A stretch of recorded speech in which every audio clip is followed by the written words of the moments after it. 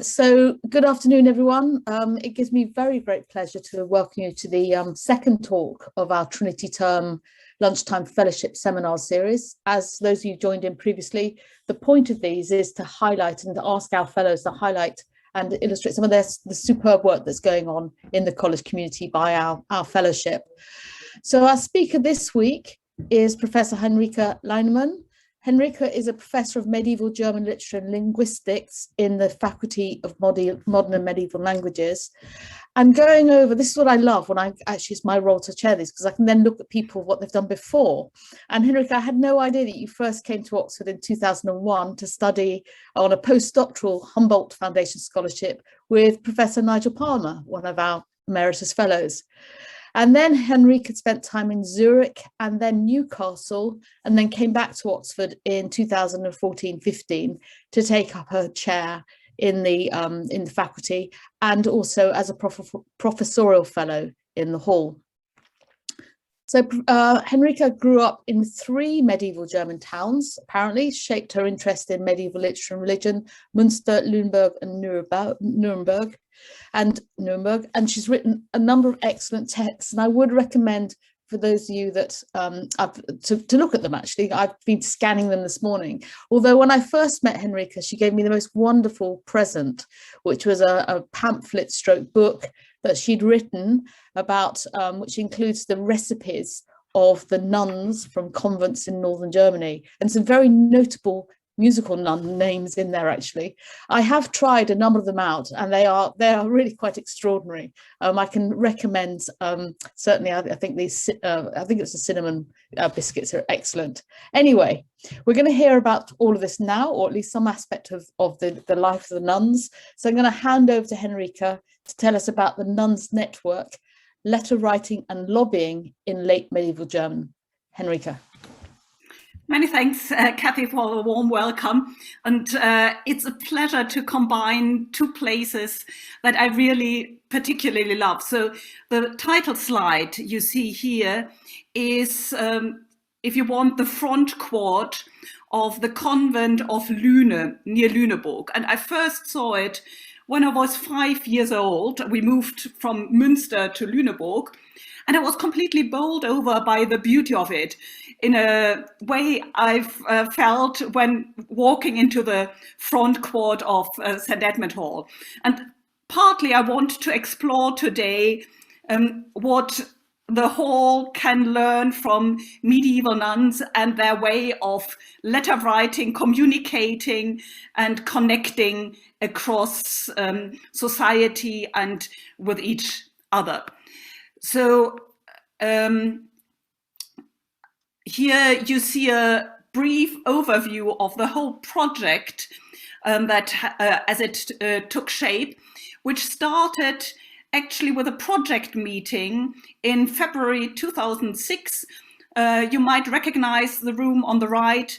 It's the old library, and there my collaborator Eva Schlothäuber from Düsseldorf and I met with a doctoral student who was just about to hand in his doctoral thesis on nuns in southern Germany, namely Edmund Wareham, who then became the first postdoc to work on the letters. And what we have been trying to do with this editing project is to come full circle from the convent in northern Germany and the archival holdings that are still there,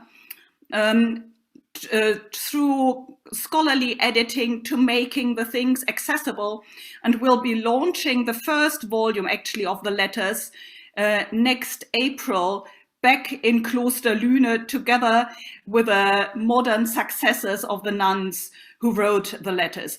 And this is one strong link between Lüne and the Oxbridge colleges, that I would say they are the only institutions that have kept their identity as an educational institution from the Middle Ages to the 21st century, shape-shifting, obviously, as we know from St. Edmund Hall, through each of the periods, but still retaining a strong sense of historical connectedness. So I wanted to start with this. The medieval way of introducing a topic is via the so-called accessus ad auctores, a way of systematically introducing a topic, quis, quid ubi, quibus auxiliis, cur, quo modo, quando. I'll just run briefly through these categories. So who is writing these letters? It's a large group of learned nuns. We have counted so far about 70 different women who are represented in the letter collection, plus their correspondence. So they correspond with a clergy across northern Germany, but also as far as Rome. They correspond with their families back in Lüneburg. They correspond above all with each other, so with convents across northern German landscape. So this, these 1,800 letters, the quid, cover a wide range depending on with whom they are corresponding. So they are updating each other on what's going on.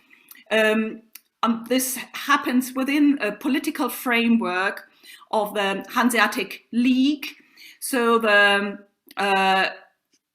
if you want the first European political, economic business room predating the European Union, in which Germany and England were closely linked. So you had Hanseatic contours in Newcastle, you had them in Bergen, in Norway, you had them in Russia, Novgorod. And the lingua franca of this Hanseatic League would be the mother tongue of the nuns, Low German, so Plattdeutsch in modern German, the dialect of German spoken in northern Germany. And you could converse in this language across the whole of northern Europe. And the means by which they communicated, quibus auxiliis, was through a rigorous training in the 7 liberal arts. So the girls would enter the convent at the age of 5 or 6, and they would have a minimum of 10 years of Latin school, where they would learn music for singing, but also in a theoretical way, as far going as astronomy, numeracy, arithmetic, and all the other liberal arts. And a peak time for that is a very exciting period of not just German history, but particularly that it's the big reform movement sweeping through Northern Europe in the 15th century, leading to a renewal of monastic life through reforms like the Bosfelder reform, to which the Kloster Lüne adhered from the 1480s, and then the arrival of Protestantism, the Lutheran Reformation in the 16th century. And the preservation of these letter books are on account of the struggle that the nuns had against the Duke of Brunswick-Lüneburg, who wanted to do a hostile overtaking of the convent and take possession of their economic goods. But what annoyed the nuns even more was claiming supremacy about their theological learning. And so the letters are an attempt to document their own agency in terms of theology, in terms of economy. So they always had been independent. And so they collect all the archival material that had could be found within the convent, put them in these big letter books, and demonstrated to the Duke that they had their right of their to have their own running of the convent. And this worked. As you saw, the convent is still there as a religious community with strong women. The only concession they had to make was to take on the label Protestantism, which helped them actually in the 19th century when all the Catholic convents and monasteries in southern Germany were dissolved under Napoleon. The Protestant institutions weren't dissolved, so they could keep their identity from the 13th century of their foundation to now the 21st century. And there is an unbroken succession of prioresses and then becoming abbesses to this day. And the way in which they communicate in these letters is via 3 different forms of language. And I'll demonstrate with 2 letters these different forms of writing. So they write a very learned Latin, the language of their education, even writing letters in verse form to show the bishop the learning of the novices. So it would be like an essay competition for students nowadays that the novices are writing Latin verse epistles. They write very clear and matter-of-fact business letters in Low German, as I said, the lingua franca of the Hanseatic room landscape, because they had shares in the salt trade coming from Lüneburg. Lüneburg was the richest of the northern European towns because it had natural salt, which wasn't extant in Scandinavia. So all trade from via Lübeck took the salt from Lüneburg, and the nuns had as dowry shares in the salt pans in Lüneburg and were administrating that. But for me, the most interesting language they are writing is kind of informal lingo between nuns of the same standing between the convents, and that is code switching between Latin and Low German. And you'll understand what I mean with that when we come to the second letter. So I've put at the end why letter writing. It's to preserve the independence of the abbey in the time of the Reformation, but also to ensure memoria. And in a way that we are reading these letters now proves that the nuns have achieved their point. So the edition that we are doing is open access, work in progress, hosted on the servers of the Herzog August Bibliothek in Wolfenbüttel, one of the major research libraries in northern Germany, close to where the letters were written. And we also collaborate with Wolfenbüttel on part of the Bodleian Library with a major digitization project, currently the Polonsky German project, in which also the college has been taking part, hosting several of the meetings there. The main interface is in German, but we have a summary in English for each of the letters.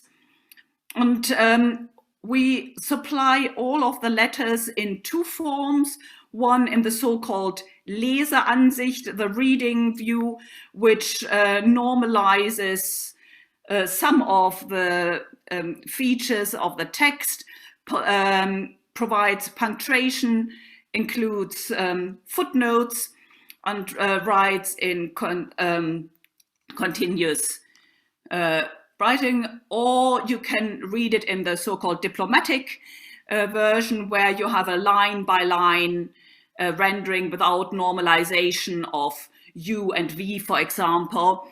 And I've been using that also to teach paleography, because it's a good way to get used to the peculiarities.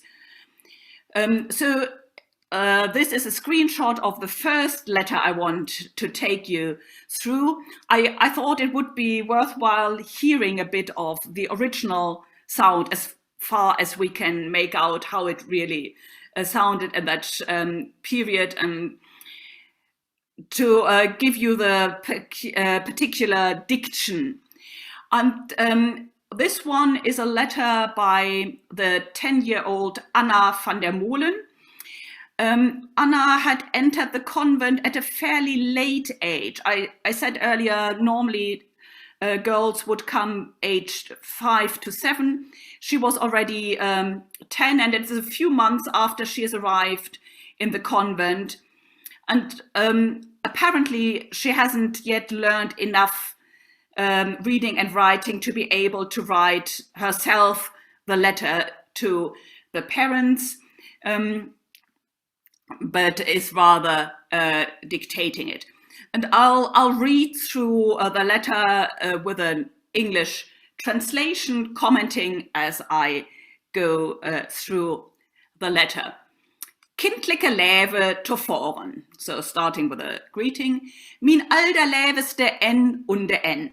So N and N obviously should have been filled in with the names of the parents, which shows us that we should be weary, as always. Andrew Kahn will know that from the letters of Catherine, to take for granted what is actually written in the letter as a spontaneous, immediate expression of identity, because why it was preserved, this letter, was to work as a model letter.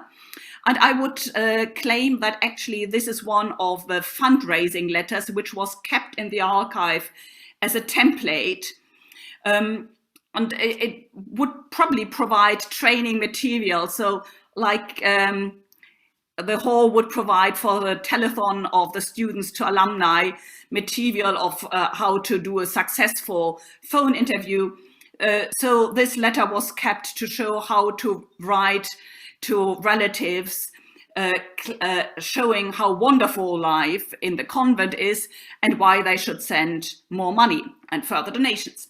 So, min allerläveste N und N. Ik, jive leve dochter, do ju gläfliken weten, dat ik von Gottes Gnaden sund und wohl zu passen bin. Und mach je gerne Wesen in diesem Kloster. Und ich danke jü des von allem meinem Herten, dat je meinen Willen daran hebet und hebet mir dato holpen, dat ich hier innekommen bin und hebet mir dato gevend allend, was ich bedarf habe. So one of the problems always was that the girls had to enter the convent early enough to be undergoing the rigorous training, but obviously they couldn't make a eternal profess to their calling until they were of full age. So everything was done to make the girls really want to stay in the convent, and also to convey to the parents that the dowry they had given to the convent was well worth investing, and that actually this was appreciated by the convent. The image that I've put in here is just to show you a group of nuns from Lüne, which is actually post-Reformation, post-Lutheran Reformation. It's an image from a vision that a Protestant nun had in the 17th century, and that shows you how this community of nuns continued right into the early modern period. Ich hoffe, wann ich nu gröter werde, dat ich dem Leben Gode hier in diesem Wiengarten dänen mach. So will ich dat mit meinem Bäde verschulden und de ju affordänen, und wat ich euch jo lovete, da ich bi ju was, dat will ich mit der Hülpe Gottes wohlholden und vollbringen und will unser Leben dompnen. Dompnen is the kind of vernacular mispronunciation of a loan word for domina, the address that's still used for the prioress or the head of house in the convents in Germany. So, will unser Leben dompnen und all den Leben Jungfrauen gerne behörig und det Willen wesen, wo ich kann nach allem Vermöge und ich bin, Gott heft Lof, in nede Quade kommen. So, everything well so far. And convent life apparently is just brilliant. Unsere Leve Domina heft mir so lev, als ihre lev. Ich äte mit ihr und ihrem Vater und trinke mit ihr und sie sagt mir jo alle Tiet das Beste aus. und de gift mi Faken, de Kühleken und de Flögerken von dem Hörneken und de Knögerken von der anderen Spiese, de ich gerne mach. De lädt sie mi alle Tiet ozoken und ich säge jo Faken to Och, lebe Weske Domina, ich wollte, dat min Lebe und de wüssten, dat ich hier so wohl bin. Und wann ich ein Vögelke wäre und hätte 2 Flüchte, so wollte ich zu ihm pflegen und wollte ihm sagen, wo Leb je mir habet und wo Fehle je mir geben habet. So, a kind of pep talk to show how wonderful life as a novice is in the convent. So sagt de Weske Domina, nein, mein lebe Kind, ich mach diener nur nicht entbehren, ich will bitten den hielgen Geist, die schall also ein Wied duwe pflegen, hin zu dienen Leben und geben jüm in ihre Herzen, dass du hier nicht öbel bist. So I've put here as illustrations some of the tapestries that the nuns produced, in which they also integrated allegorical figures and messages of joy. So here this bird at the edge of the tapestry says, Servite Deo, Deo, servite Deo, always serve the Lord. But, and then nuns would learn this type of needlework together with reading and writing as a kind of communal exercise. And actually, the background I've behind me is one of a facsimile of one of these huge tapestries that were done as a communal work round the refectory tables, where the nuns would also write. So in a way, it was like our lunchroom or the high table, which would form the meeting place for communal enterprises. So she continues with talking about how well she is, that she wishes all well for her parents, and she asked them to come and visit her. So the nuns had promised eternal enclosure, so they wouldn't leave the convent again, but it was expected that there were kind of parents' evenings where the patricians from Lüneburg would come, and the convent is just 2 kilometers outside the old city center, and participate in the big festivals of the convent, for example, Easter or Christmas, where they would sit downstairs in the convent church, and upstairs the nuns would be on their own gallery. And so even they would participate in the same service and sing together. We've been trying for a workshop for the Bodleian Library actually to reinterpret this singing with the help of the college choir, where one group would sing from the crypt, like the nuns behind the screen, and one group would sing from the chapel. So Anna ends the letter, und bringet jo minen Bohlen und min Enmede und säget jüm so viele gode Nacht, als manch Blömeke in diesem Sommer wachsen was, und hebet je auch 3.000 gute Nacht, 300.000 gute Nacht, und wäset Gott befohlen, sund und selig zu langen Tiden, gesgräfen und an den Moleken ihre Munde mit fremder Hand. So this is a kind of pretending to have this direct oral delivery of excitement of a convent life. So this is an example for a completely German letter. And the other letter I wanted to show you before coming to some general conclusions is one of the type of the intra-conventual communication. So it's 2 head of houses writing to each other, asking for support in a business matter. Elisabeth von Elven was the Abbess of Medingen, so another convent on the Lüneburg Heath. a Cistercian convent, so following a slightly different liturgical tradition from Lüne, where Mechthild Wilde was the prioress. Medingen was slightly further advanced in their lobbying policy, so they had managed to get their prioress elevated to the rank of Abbess, while Lüne only achieved that a generation later. So it's still the prioress of Lüne and the Abbess of Medingen, and they belonged to the kind of second generation of Reformed nuns. So the reform had taken place in Medingen in 1479, in Lüne in 1481, and they are writing in 1517, just at the cusp of the onset of the Lutheran Reformation. So 1517, Martin Luther published his 95 thesis. And it's a letter I like a lot because it shows how spiritual matters and economic business went hand in hand. And the theological part is mainly associated with Latin. The business part is mainly associated with Low German, but they hand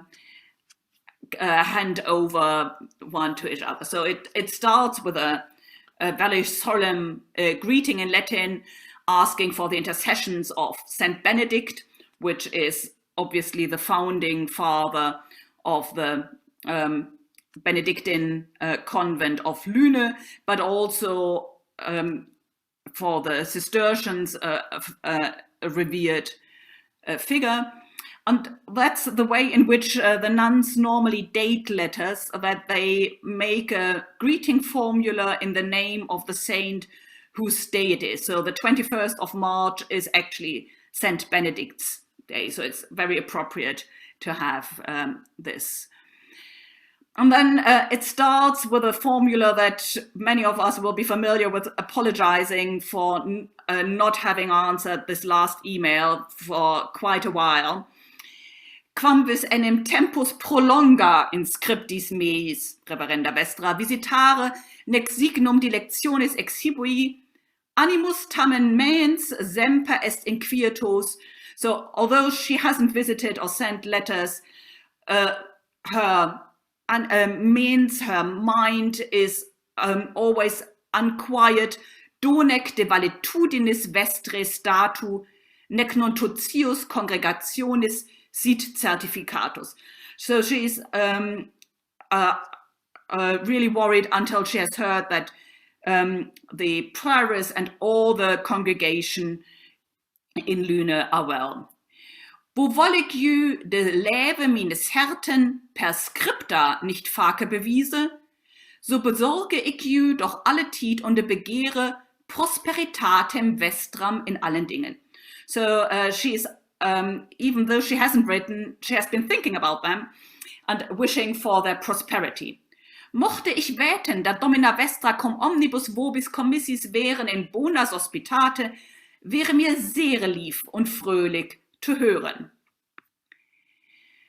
And then comes the kind of health report, which we are now very familiar with from signing off in times of pandemic. How are you doing? And she actually she's asking for prayers that je cum filialibus vestris dilectis unser Wellen dächtig andenken sie, ad dominum domini, vente wie elapso tempore varia obstacula haben gehabt. So obstacles of some sorts, die auch noch nicht zu dem Ende gekommen sind, so je lichte wohl weten. And here it's referring actually to some political alterations that went on with rights about the salt trade, because the city of Lüneburg had been trying to raise the percentage to be paid in by the shareholders. And it's a bit like USS negotiations. She doesn't refer to it overtly, but just obliquely in this, because the prioress knows what she's referring to. So je lichte wohl weten. So, and she hopes that Pius Dominus persuasionis vestras alle ding voletum frede sammigen ende schicken. So, and also ich bin ich per quinque hebdomadas ganz untopasse gewesen in peste pectoris. So this also sounds familiar. Persistent cough has kept her rather unwell. But nevertheless, she asks for that the addressee might be joyful and well. And a key word then is that she asked for prayer so that she may be able to serve the Lord joyfully, and vice versa. And this vice versa, this reciprocatory element is very important in all of these letters.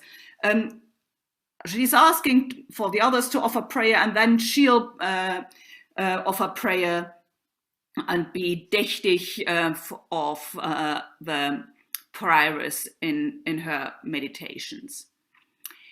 And then comes the little word ceterum, and that is quite often the turning point halfway through a letter. By the way, and introducing the real topic of the letter just as a kind of afterthought. Ceterum venerandet Commenda Domina, you is lichte wohl bewusst, dat da vaceret eine Vikarie zu Lüneburg. So vaceren is a German loan word from Latin vacare, to be vacant. So there is eine Vikarie, a living, vacant in the church of St. Lamberti, because the previous incumbent, Johannes Engeldeer, has died. And so the real purpose of the letter of the abbess is to find out what the thoughts are of the prioress who should get this living. Because she, the sender, wants to präsentieren, so another loan word from Latin, presentare, to present to the living, their confessor, the admitting, and but wants to make first sure that there isn't a conflict of interest between the different convents.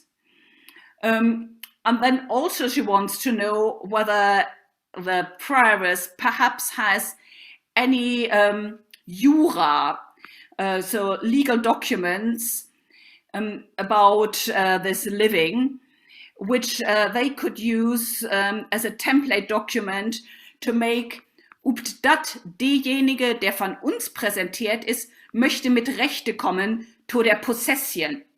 Possession, again, a Low German loan word from Latin, so to make sure that the contract they are signing is legally binding. And then comes another formula of kind of vice versa. Kan ik juk wedder worinne to willen zien, do ik alle tijd gerne. If I could be of help to you in any other matter, I would love to do that. So the sign off is also something familiar to many of us. A really hasty note. His valde celerita ex aratis commendo reverenda vestra Christo qui nos sub unius patris regula in viniam suam vocabit. Ille dignetur vos per tempora longeva in bona sospitate servare. So you can track through the change back into Latin, that this is again in the theological realm, so framing with the Saint's Day of Saint Benedict the whole element, with a PS saying, asking for greetings to her nieces who are actually living in Lüne. So you can see how the family networks overlap with a convent networks. And I've put in as an image an image from the margin of one of the prayer books, which have just been digitized through the Polonsky German project, where you see Benedict and Bernard of Clairvaux, the founder of the Cistercian order, side by side in a kind of sacra conversazione, holding forth the shared values. So to sum up, what can be our conclusion from looking at the letters from Lüne? We can see that it's really a quite complex polyphonic process where we have different interests, different voices of these women interacting with each other. And I would claim that also studying these letters has to simulate this process. This is why we can only do it in an international cooperation with a historian looking at the economic factors, with theologians, with specialists for liturgy, to do justice to this remarkable, rich document. And also as a summary for us, I would say that both late medieval convents and 21st century colleges work best as networks, sharing values and communicating with each other. Thanks. Brilliant. Right, let me. So Henrike, thank you. That was absolutely fascinating and very touching, actually, some of those letters.